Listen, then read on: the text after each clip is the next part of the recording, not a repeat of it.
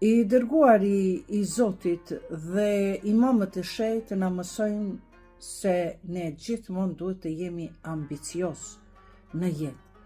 Nëse e djeshmja dhe sotshmja janë të njëjta, pra në produktivitet, në vetë zhvillim, në progres, atëherë ne jemi të humbur, jemi dështak.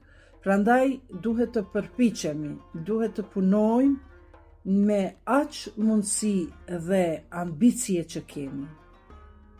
Edhe nëse diçka nuk na shkon, nuk është puna në rregull, mendojmë se kemi diçka ngecje në punë, nuk ka problem. Ti prap duhet të jesh ambicios, sepse Zoti po përgatit një plan tjetër për ty. Zoti në Kuran na mëson se kur e hup një mundësi, nuk ka problem. Mos u brengos, sepse Zoti është duke përgatitur një mundësi tjetër për ty.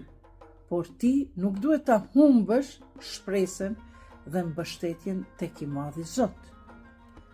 Ne mësojmë nga dështimet, ne mësojmë nga padrejtësitë, nga diskriminimet, por nuk do të thotë që të rrimë në vend.